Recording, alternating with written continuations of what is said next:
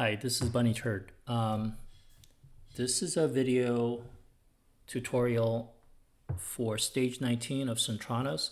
We got 4 more days before the rotation ends. For this rotation, S20, S19, and S17 are the harder stages. I did post a video about S20 a couple weeks ago. You can check out the links. But for today, we're going to be talking about S19, and this is a challenging rotation previously as well. Challenging stage for other rotations as well, primarily because we're dealing with the same champions, the Taras Mariska combo. We got double Taras, a Mariska. We also have a Sathalia that can heal. All that make this stage a little bit more challenging. The main requirement is that you basically need to come up with a way of crowd controlling the built-in passive between these two champions.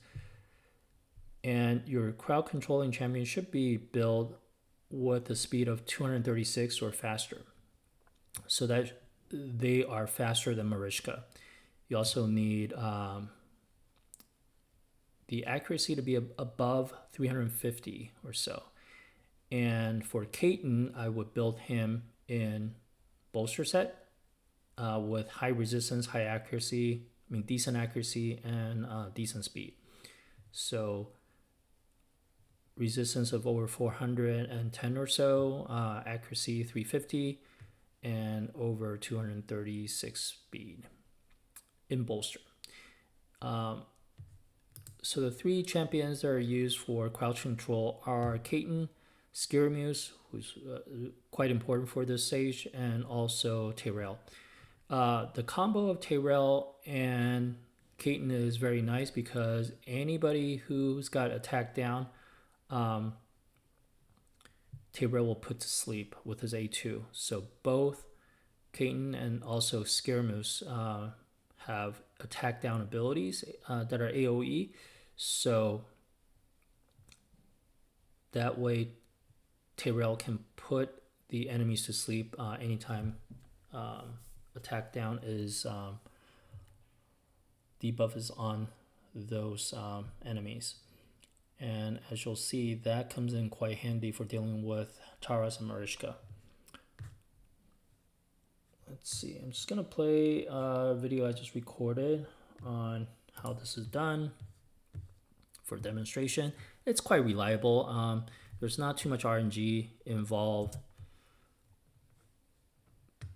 when it's built like this. So first of all, putting attack down on everybody.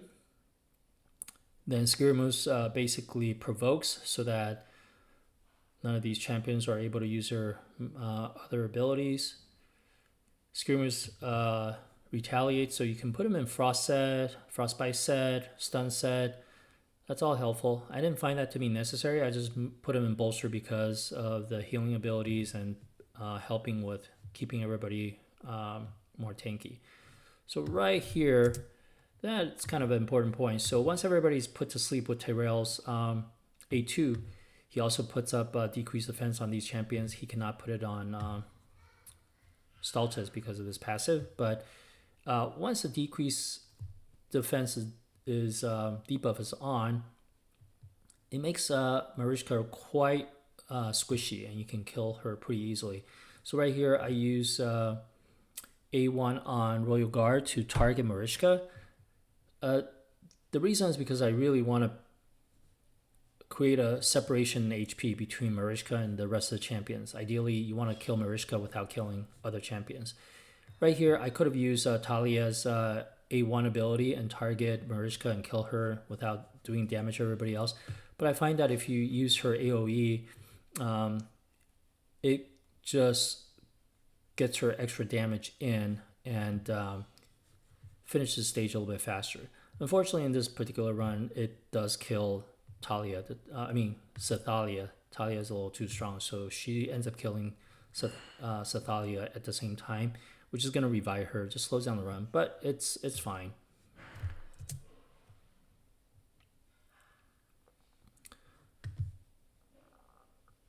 So now we just slowly kill off the rest of the champions. You do need to take your time so that Tyrell gets his A2 back.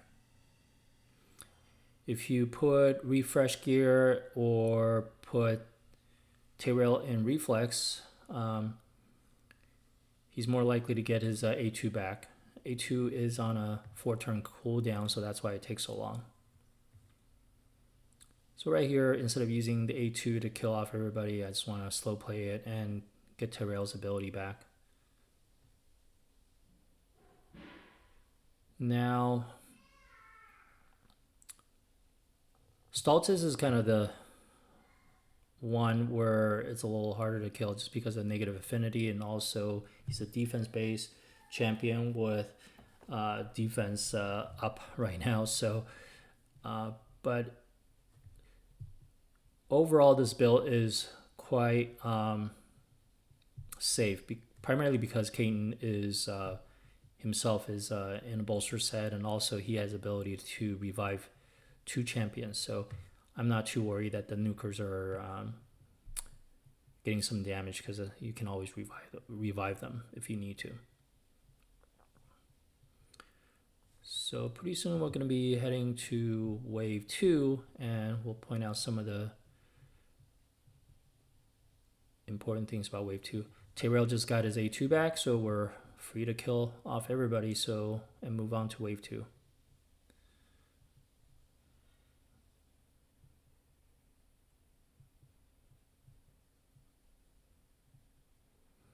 For wave 2, you do want AoE provoke back. That makes the run a little bit easier. So right here, you got a lot of champions that potentially can become quite tanky if you let them take a turn. So AoE provoke, and then Tyrell once again with his A2, that puts a decreased defense on everybody, makes everybody really squishy and easy to kill. I don't want to wake him up just yet, so I'm going to single target. Once again, you're trying to get Tyrell's A3 back.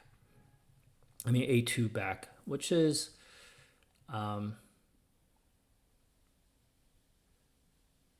it requires you to slow play a little bit.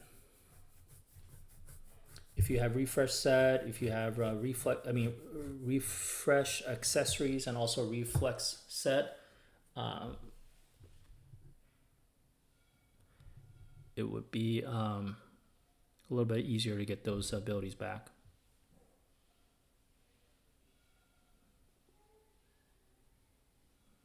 So we're intentionally slow playing it a little bit. Let the enemies heal themselves so that they don't die too quickly. 2 more turns.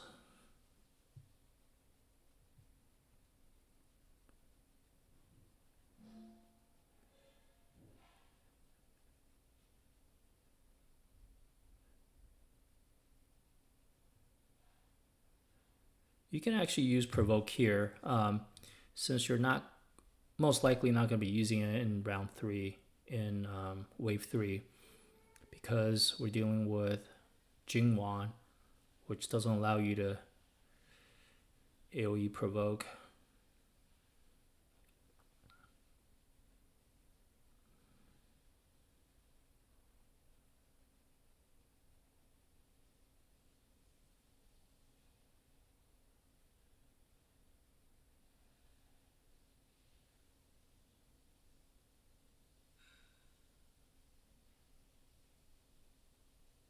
So I think Tyrell's ability is back, so we can move on. There it is. So we're going to save that. All right, I'm going to pause for this stage right here. So the tips for wave 3 is that we got to deal with Jingwan and also Karados. So Jingwan's got this passive where any crowd control ability, sleep, stun, provoke, gets taken off of the champion that you put it on, and then gets replaced by block debuff, which is kind of a pain in the butt. That passive, though, is on a 6-turn cooldown. So if you can trigger it, say, for example, Kaiten can trigger it with his A1, then you can actually use your provoke from Scaramouche, and it will land.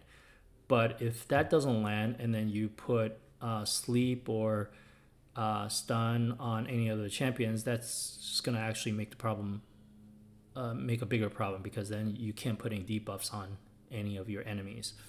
So to play safe, you basically just intentionally hit.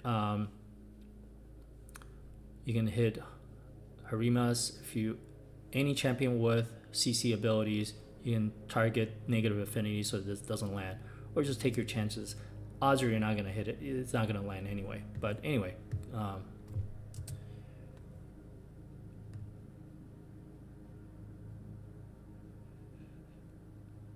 So we're not going to use the provoke because it's going to cause the block debuff to go on. Right now we're just going to target those two champions on the side, Karados and also Jingwan. And once those are dead, then you can use your CC abilities, provoke, sleep, and all that. So the rest should be pretty easy. Harima in these PvE content are not as scary as in classic arena or live arena that we're dealing with. They're actually kind of weak. So that is basically how you deal with S19. Not sure about putting out a video for S17 dealing with the Fire Knight stage, because there's quite a bit of variability in terms of the champions that are available. You do need some legendary champions, and then there's so many different ways to get enough hits in there. But in any case, good luck with this rotation of Sintranos, and hope everybody able to pass these two stages, S20 and S19. Right. Take care.